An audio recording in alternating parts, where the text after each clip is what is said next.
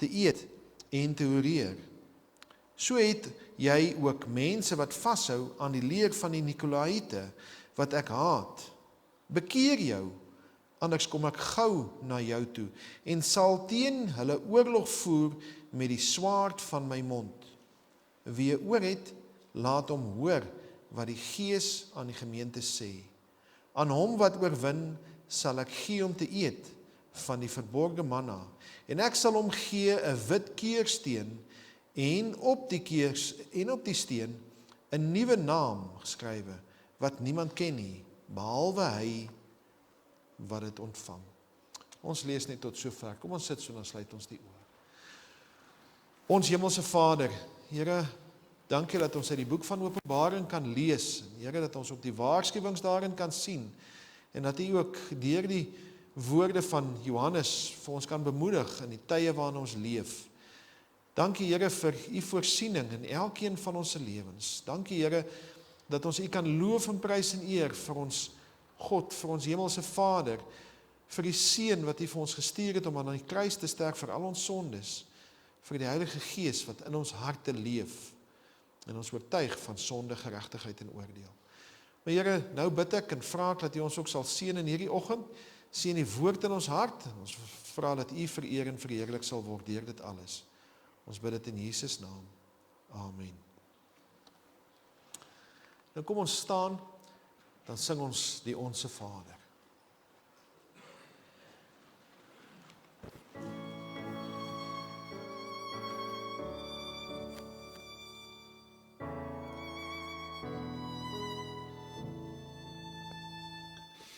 O Vader wat woon in die hemel, heilig sy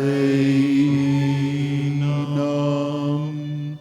Mag U ryk kom, U wil geskied, soos in die hemel, ook op die aarde. Gee ons vandag ons dagse brood, en vergeef ons al ons skulde, net soos ons vergewe die wat teen ons sondig, en ons in die versoeking, maar verlos ons van die bose, want U is die ryk en die sterkte en die ere vir ewig en ewig. Amen. Vir ewig en ewig.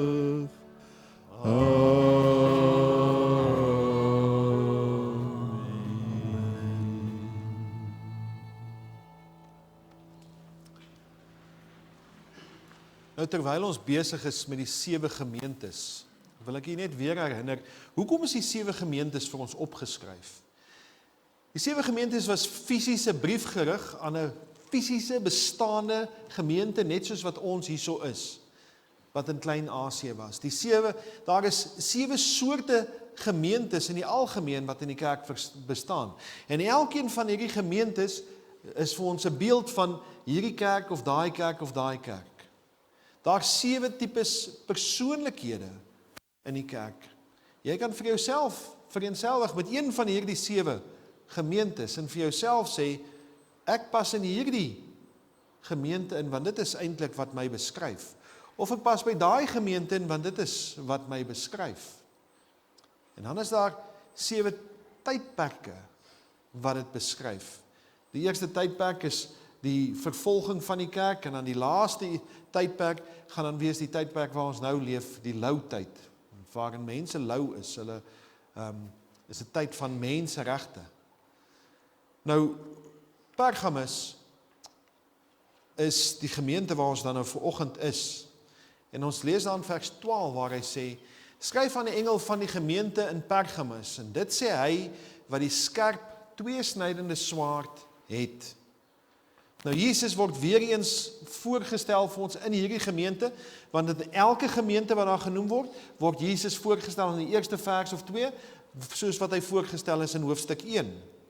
Hierso word hy voorgestel as die een met die skerp, tweesnydende swaard. Nou as jy vir jouself dink, 'n swaard wat enige kant toe skerp is, maak nie saak watter kant toe jy hom swaai nie, hy skerp aan die een kant en hy skerp aan die ander kant. Dis nie soos ons kombuismesse, wat net aan die een kant skerp is, nie anders sou ons vingers afgesny het. Hierdie swaard is 'n simbool van reg en geregtigheid en word toegepas in die woord van Christus. Onthou, Jesus Christus het vir ons gepreek en God het vir ons in die begin gesê, laat daar lig wees. Met sy woord het hy gespreek.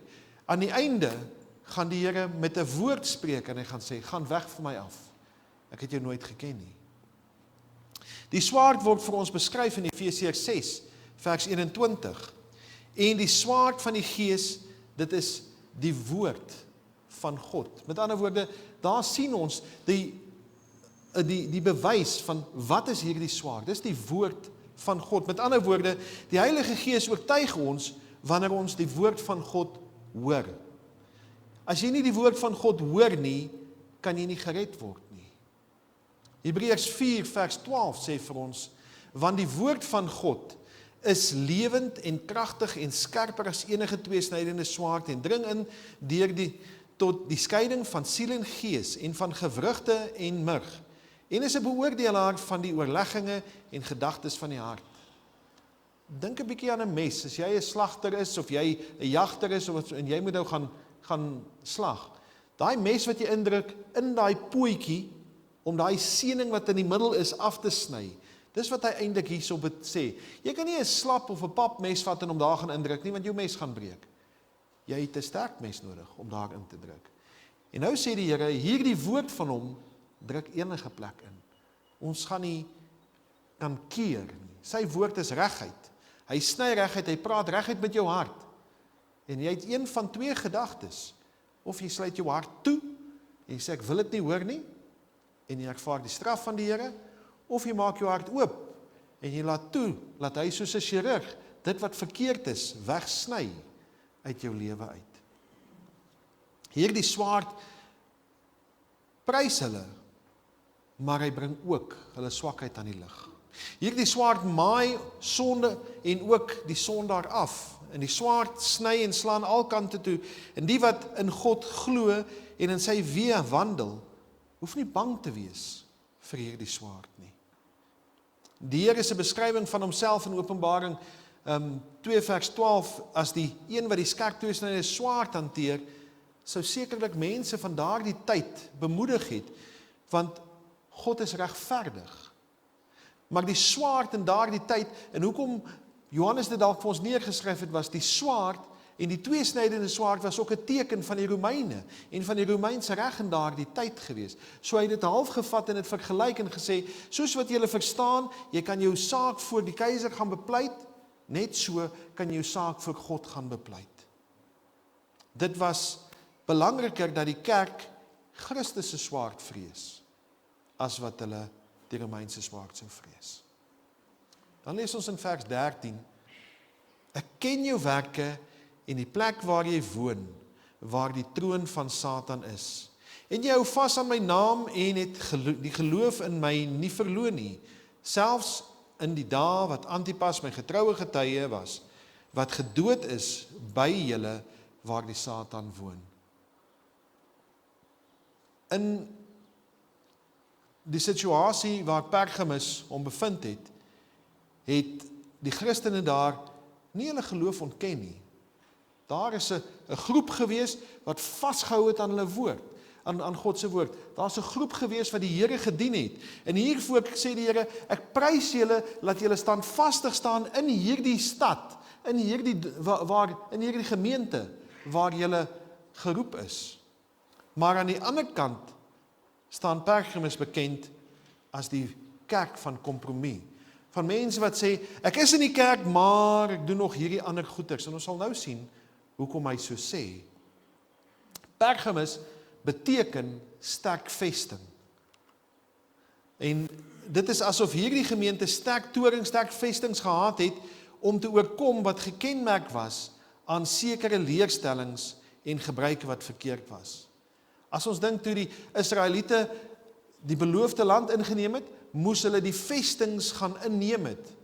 As ons dit vergelyk met ons volheidslewe, kom ons tot bekering, maar daar is nog goeders verkeerd in ons lewe. En dan moet ons daardie verkeerde goeders moet ons gaan inneem. Dis vestings in ons lewe wat ons moet gaan inneem. Jy het woorde wat jy spreek wat nie tot eer van God is nie, en dan moet jy jouself bestraf en sê, ek gaan nie weer hierdie goeders sê nie. Daar's gebruike wat jy doen en sê, maar ek sukkel om hierdie goeders af te leef, en dan vra jy vir die Here, help my met hierdie dinge, en hy verlos jou daarvan. Hierdie gemeente was getroud gewees met die verkeerde leerstellings. Om dit te verstaan, moet ek eers vir ons 'n bietjie agtergrond oor hierdie gemeente gaan gee. Nou Pergamus sit daar so bo, hy is die mees noordelike gemeente van al die gemeentes gewees, en hy was omtrent 64 km noord van Smyrna gewees, wat ons laasweek hanteer het. Nou, net om vir jou 'n idee te gee, 'n dagreis met die voet was omtrent so 20 km gewees. Dan het jy na die volgende stad toe gestap.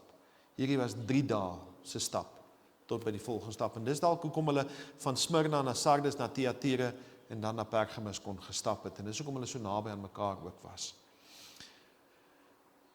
Van ongeveer 300 voor Christus, dis nou nog voor die Romeine daar so was, nog voor hulle op die prentjie verskyn het die kultus van Asculapus baie gewild geword. En baie mense het na die tempel gestroom wat daar in Pergamus was, om hulle kwale te genees. En Pergamus het dus bekendheid verwerk vir hierdie tempel van Asculapus. En Asculapus is die slanggod gewees, die slangafgod gewees. En hy was bekend vir gesondmaking gewees. Hulle het hom ook die groot geneesheer genoem. Nou sy beeld,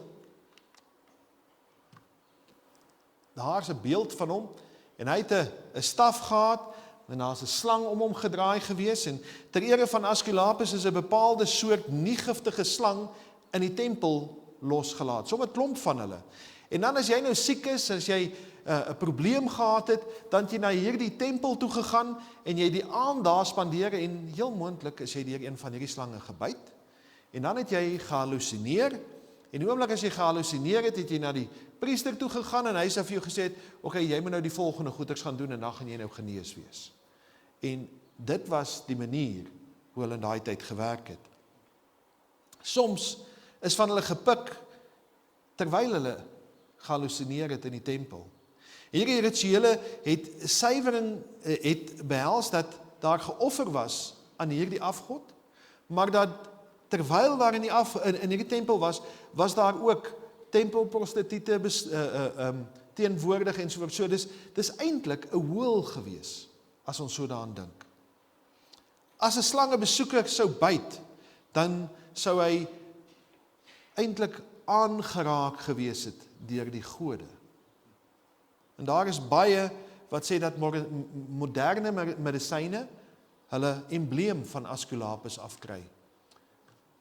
Ons ken daardie vorms. Maar weet jy wat? Net soos wat daar enige ding in hierdie wêreld is wat God daar gestel het, kan hierdie 'n goeie voorbeeld wees van wat God daar gestel het, wat die Satan vat en hy draai dit om vir sy gewin. Kom ek verduidelik vir julle. In Numeri 21 lees ons van Moses wat 'n staf gemaak het met 'n slang daarop, omdat die Here vir die volk gestraf het van hulle sondigheid. En wat moes hulle doen? Hulle moes na hierdie slang gekyk het en gesond geword het. Ons lees in Numeri 21 vers 8. Daarop sê die Here aan Moses, maak vir jou 'n giftige slang en sit dit op 'n paal. Dan sal elkeen wat gebyt is en daarna kyk, lewe. En hierdie was 'n groot wonderwerk geweest. Met ander woorde, al wat die persoon moes gedoen het, wat deur een van hierdie slange in Israel se tyd gebyt was moes opgekyk het, sy vriende kon hom gedra tot by hierdie staf, en al wat hy moes gedoen het, hy moes sy oë oopgemaak het en gekyk het na hierdie slang, en hy sou geleef het. Dit was 'n wonderwerk geweest. Maar net so vat die Satan baie keer van Bybelse embleme, en hulle verdraai dit om, en hulle maak dit hulle embleem en sê, dit is nou ons embleem, en dan kom mense en hulle sê, ja, maar ons kan nie hierdie ding doen nie, of ons kan nie daai ding doen nie, want dit is satanisties. En eintlik as ons gaan kyk, het baie van hierdie goeters hulle grondslag in Bybelse gebeure. Die Satan was nog altyd 'n nabootser, en hierdie is dalk net 'n goeie voorbeeld van hoe waarheid verdraai en misbruik word om die duiwel te pas. Satan self word die ou slang genoem.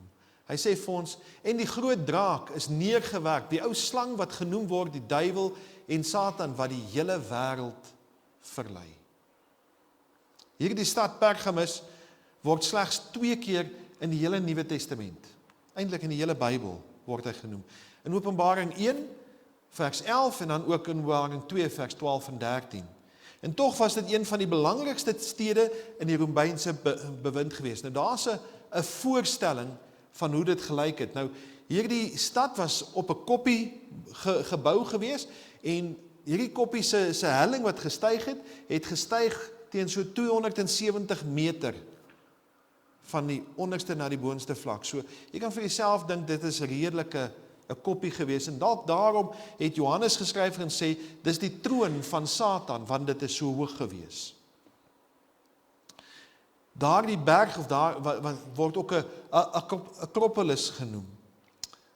Dit was geken as die juweel van Asië in sy tyd gewees, en dit was tydens die bewind van keiser Augustus, maar later deur die stad Efese is hierdie stad oortref gewees, want Efese was groter gewees as hierdie stad.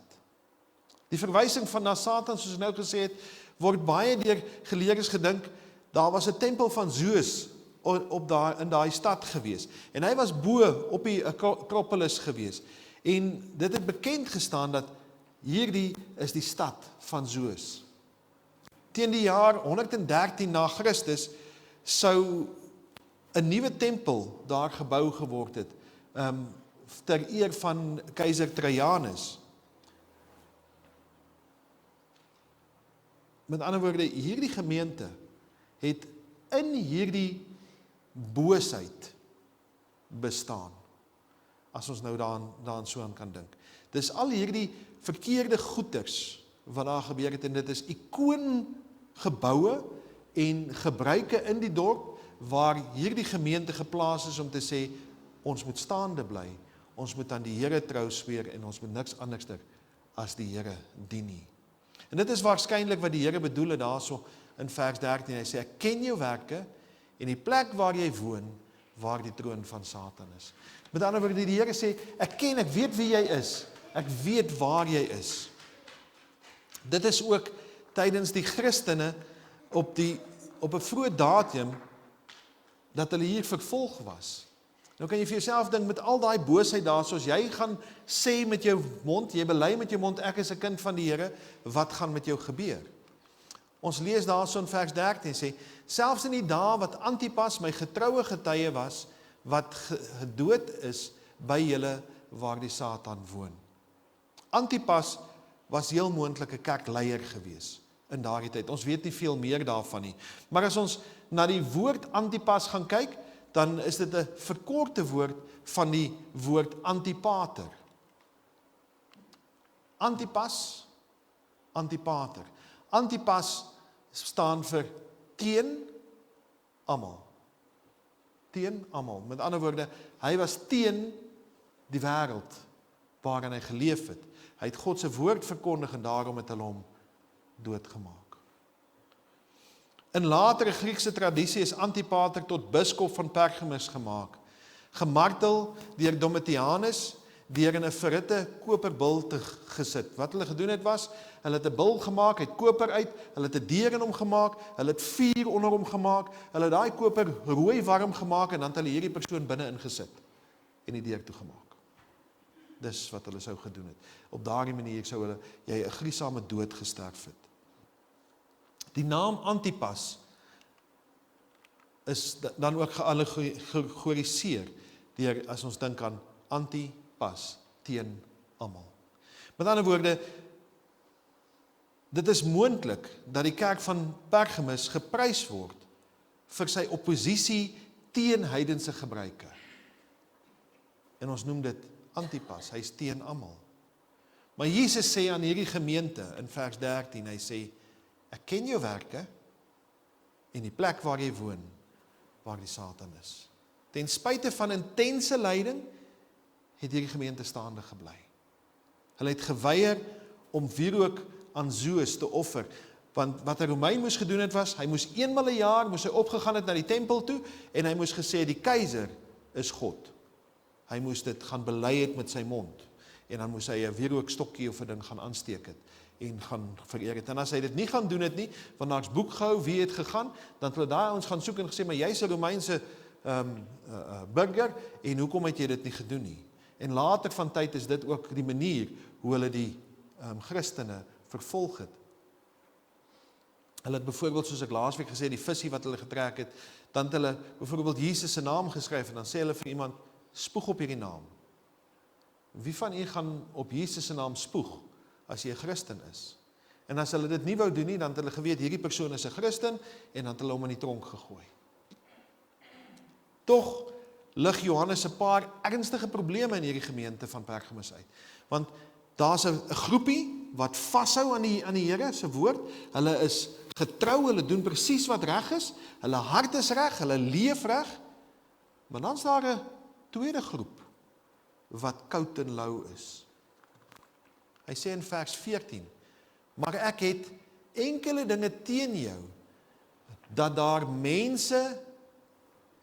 dat jy mense het wat vashou aan die leer van Biliam. Daar's 'n sekere groepie wat nie doen wat hulle moes doen nie.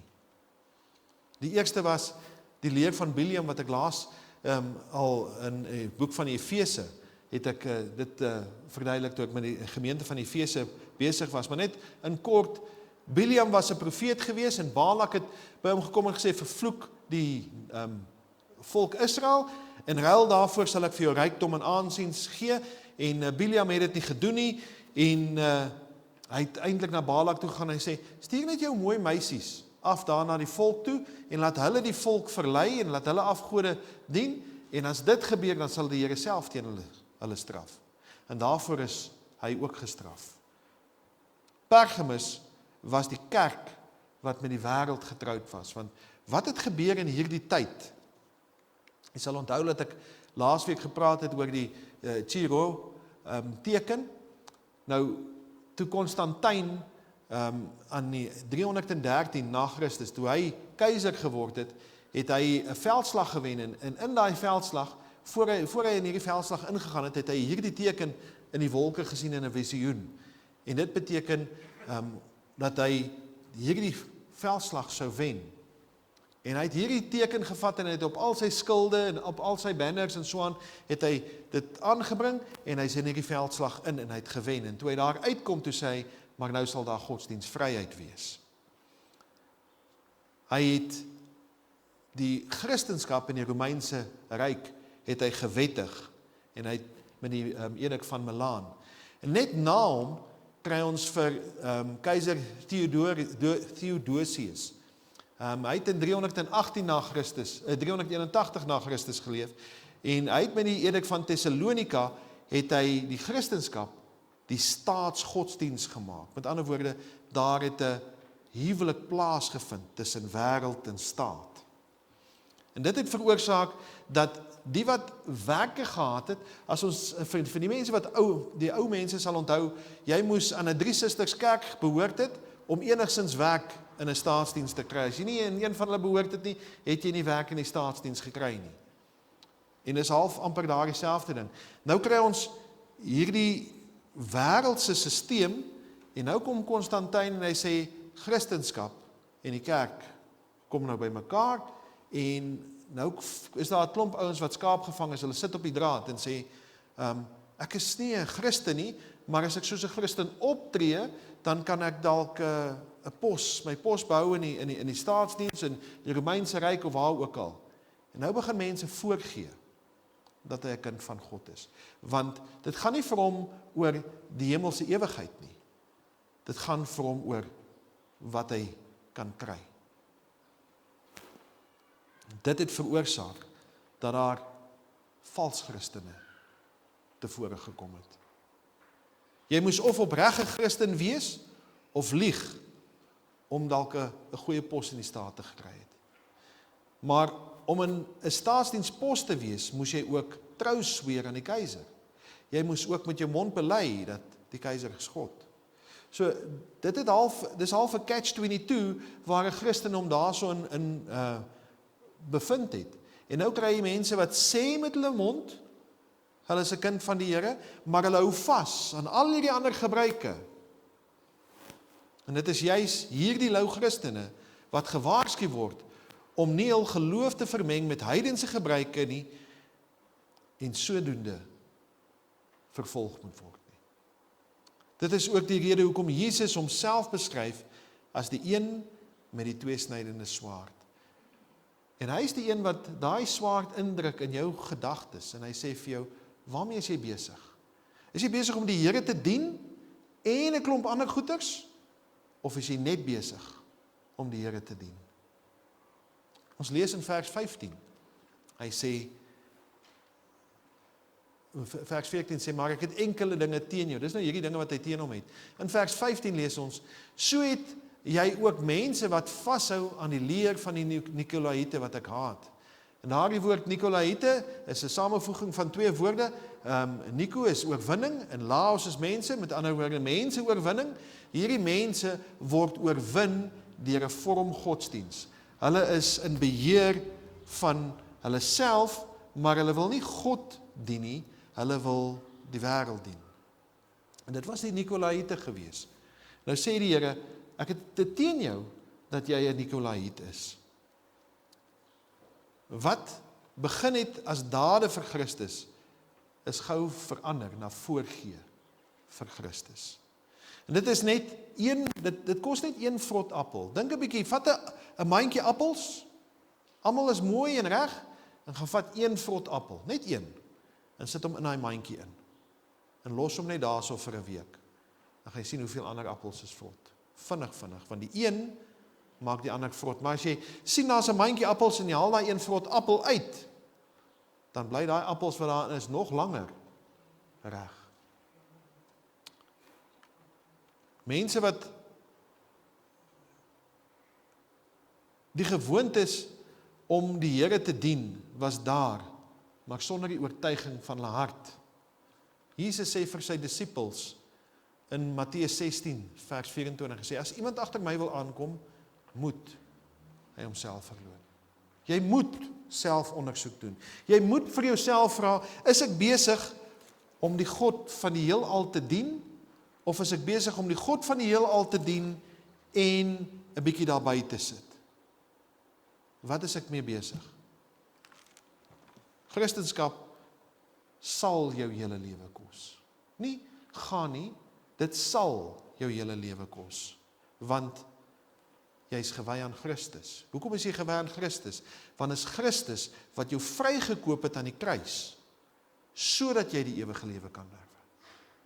En daarom sal dit jou hele lewe oorneem. Openbaring 2 vers 16 sê, bekeer jou, anders kom ek gou na jou toe, en sal teen hulle oorlog voer met die swaard van my mond. Weet, as die Here kon spreek, en sê, laat daar lig wees. Hoe gaan jy teen die Here oorlog voer en dalk oorwin? As hy met sy woord teen jou kom oorlog voer, as jy nie is op die plek waar jy moet wees nie. Die Here waarsku hier, dat as jy jou skuldig maak aan hierdie beskuldigings, die Here jou sal kom oordeel. Die oordeel sal uit sy woord kom. Matteus 25 vers 41 sê, dan sal hy ook vir die aan sy linkerhand sê, gaan weg van my, julle vervloektes, in die ewige vuur wat berei is vir die duiwel en sy engele. As jy kerk speel, is dit wat met jou gaan gebeur. Paulus skryf aan die Korintiërs in 1 Korintiërs 8 vers 3 tot 6, hy sê, maar as iemand God liefhet, die word deur hom geken, wat dan die eet van die offervleis aan die afgode betref, weet ons dat 'n afgod niks in die wêreld is nie. En daar is geen ander God nie, behalwe een, want al is daar ook sogenaamde gode, of dit in die hemel en of dit op die aarde is, soos daar baie gode en baie Here is, tog is daar vir ons maar een God, een Vader, uit wie alles is, en ons tot hom, die een Here Jesus Christus, deur wie alles is, en ons deur hom. Hy skryf hier aan 'n klomp Romeine, wat betrokke is in hierdie tipe van afgode, en hy sê, daar mag dalk afgode wees, maar daar's een God. Daar's net een God. Johannes sluit hierdie brief af aan die gemeente van Pergamus met die bekende woorde, daar in vers 17, hy sê, wie 'n oor het, laat hom hoor. En jy sal sien, elke gemeente sluit af met hierdie woorde, wie 'n oor het, laat hom hoor, wat die Gees aan die gemeente sê, aan hom wat oorwin, sal ek gee om te eet van die verborgde manna, en ek sal hom gee 'n wit keursteen, en op die steen 'n nuwe naam geskrywe, wat niemand ken nie, behalwe hy wat dit ontvang. Hy sê, hy sal vir jou gee die verborgde manna. Manna verstaan ons as dit wat in Israel gebeur het, toe die Here uit die hemel uit manna laat val het, en hulle elke oggend moes opstaan, en elke oggend vir hulle vars brood bymekaar moes gemaak het. Elke dag. Jesus Christus sê vir ons in Johannes 6 vers 51, ek is die lewende brood wat uit die hemel neergedaal het. As iemand van hierdie brood eet, sal hy lewe tot in ewigheid. En die brood wat ek sal gee, is my vlees wat ek vir die lewe van die wêreld sal gee. Hierdie woord is ons lewende woord, elke dag. En die Here sê, hy sal dit vir ons gee. Jy weet, as jy ongered is, kan jy hierdie Bybel lees, van voor tot agter, en jy gaan sê, ek verstaan nie wat hier aangaan nie. Maar die oomblik as jy jou hart vir die Here gegee het, en jy weet dat hy jou verlosser en saligmaker is, en jy lees die woord, dan kom jy agter, maar, wow, ek het dit nie geweet nie, en ek het dat nie geweet nie, want ewe skielik is hierdie verborgde manna nie meer verborgde vir jou nie. Jy verstaan wat daarin aangaan. Dit is net deur die kruisdood dat ons die ewige lewe kan beerwe.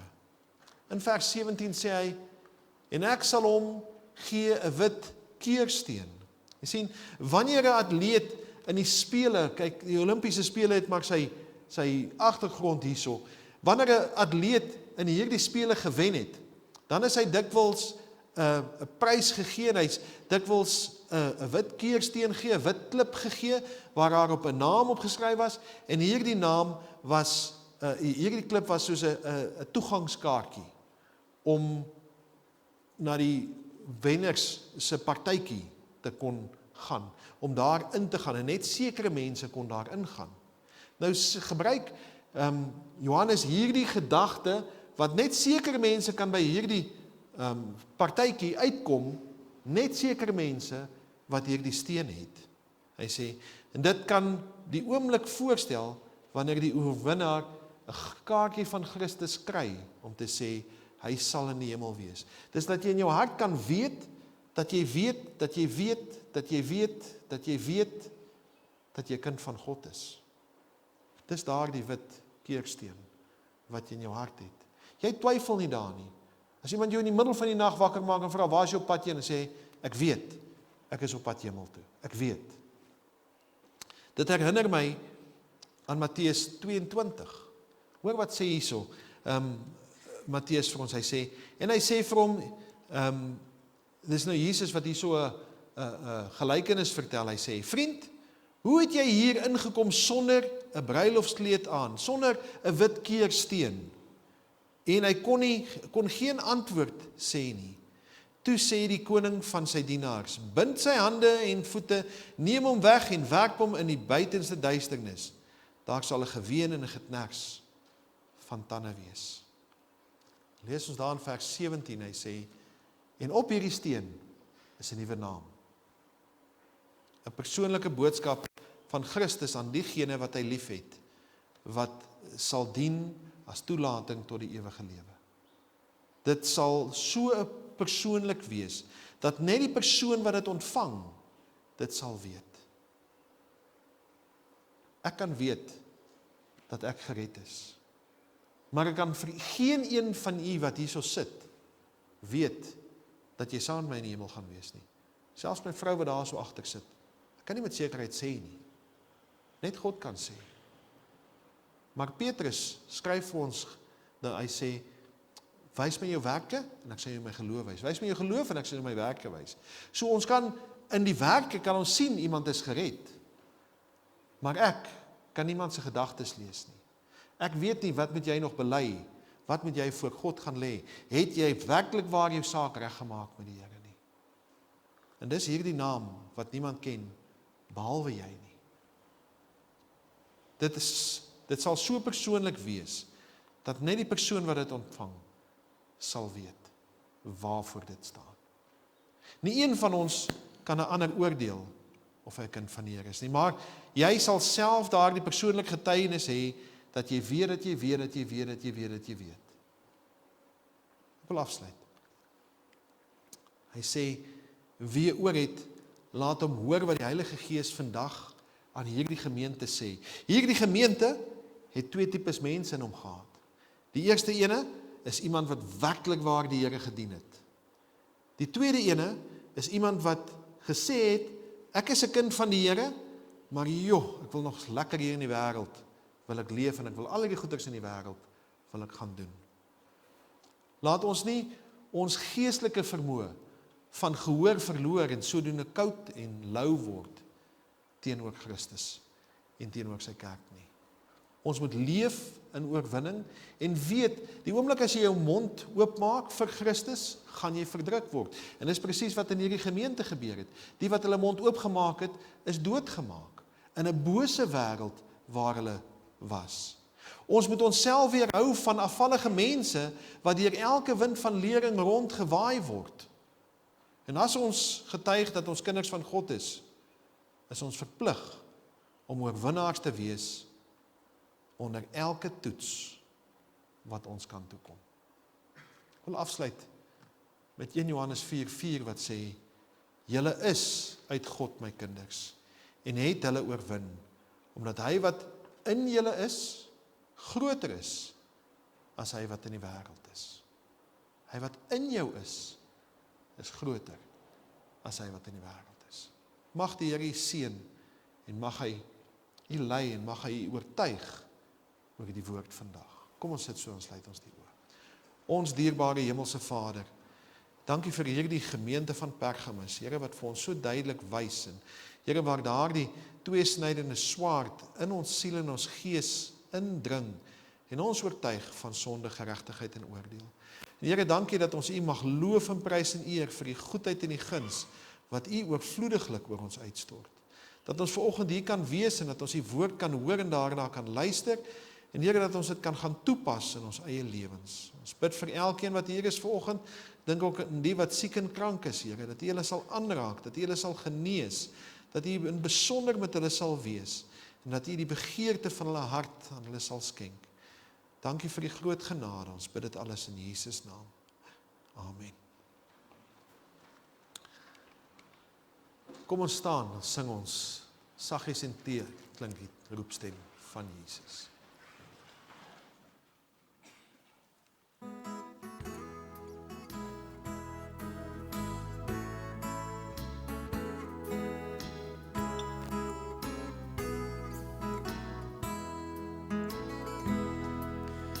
Saggies en teer klink die roepstem van Jesus.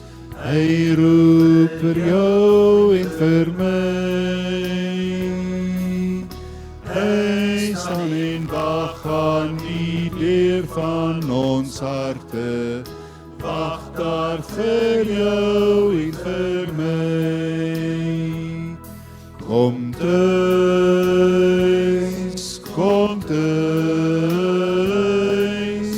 almal wat moeg is, kom tuis. Saggies en teer klink die roepstem van Jesus. Hy roep o Sondag, kom tuis.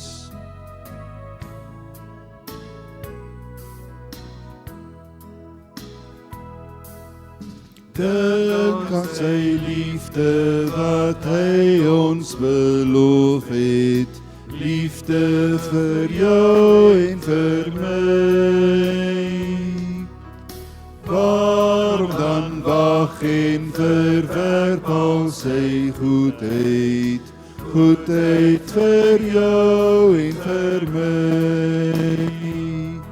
Kom tuis,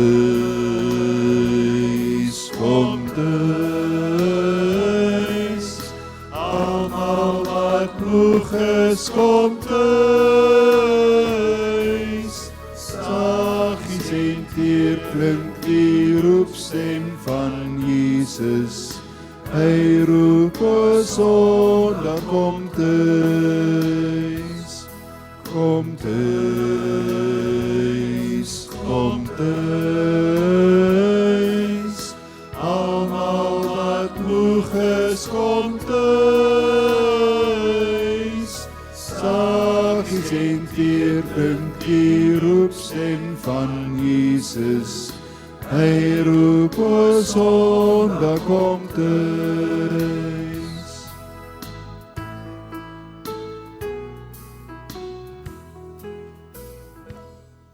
Ontvang die seën van die Here en gaan in sy vrede. Die genade van ons Here Jesus Christus, die liefde van God ons Vader en trou opsoekende gemeenskap van die Heilige Gees, wees en bly met u elkeen, totdat hy kom op die wolk om ons te kom haal. Amen.